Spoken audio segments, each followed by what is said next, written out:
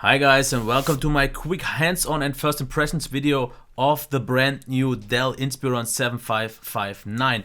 What is the 7559? It is kind of a budget, even though it's not super cheap, gaming laptop. So definitely you don't have to pay that much, but you can still use it as a gaming laptop. Let's quickly see it. It's not the very finished one, but since it's a gaming laptop we can accept that. So it's still okay, I would say. Overall footprint seems okay. It is hefty, but I haven't used such a powerful device in this form factor yet, so quite excited to see about it. First impressions, I gotta say the build quality is okay.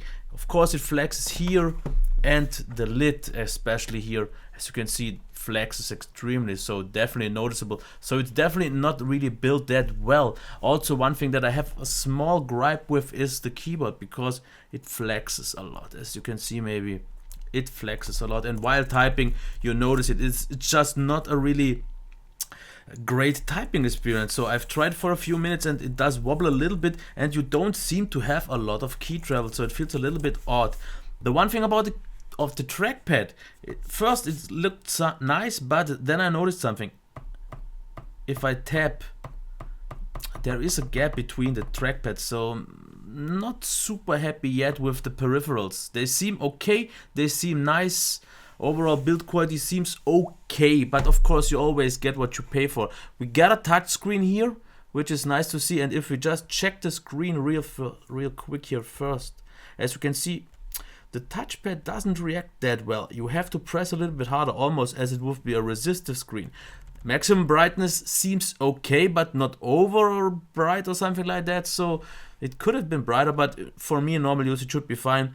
One thing, that sharpness seems fine. I used 200%, it came out of the box with 250, but here's the one thing that I'm not so happy with, and I think it's even noticeable on the video. Here at around this corner here, we have a slight yellow stain. Wait, let me turn down the brightness. As you can see here, there is a little bit of a stain, so not so sure about the quality control here. Otherwise the screen seems good. It gets quite dull quite early, because you need full brightness here to get the best experience. If you lower the brightness, it gets dull quite early. Otherwise color seems nice.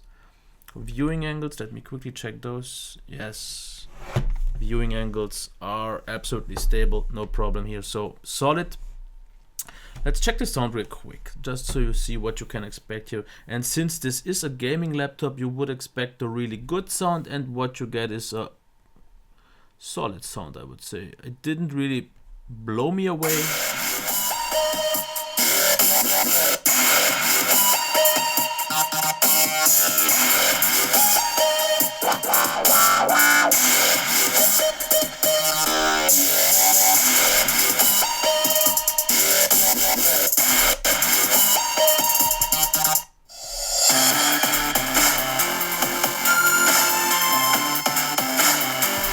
As you already, I'm pretty much sure you had noticed it, the touchpad or the touch screen is disappointing. I have to press way too hard sometimes, especially in the middle. On the edges where it's more stable it works, but in the middle sometimes it doesn't react. Let's quickly check this video here. Another rambling of the week. Third time in a row, I think. This is getting something regular, I think, maybe. Few things first out of the way. I want more background pics.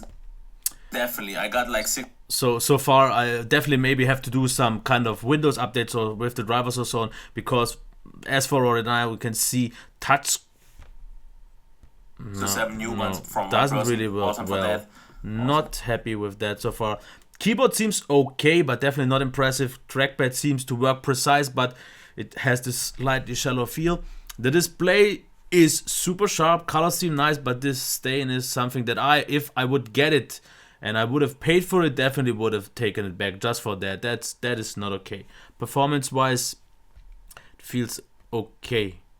Even though I tried this side, for example, and as you can see, it has quite some bad delay, but that's maybe also because of the touchscreen, but it has some odd issues, so I gotta say, I'm not yet disappointed. I definitely need more time for the performance, for the battery life, because I think if you get the right performance out of it, you can live with the keyboard, you can live with the trackpad, since you will use a mouse for gaming anyways.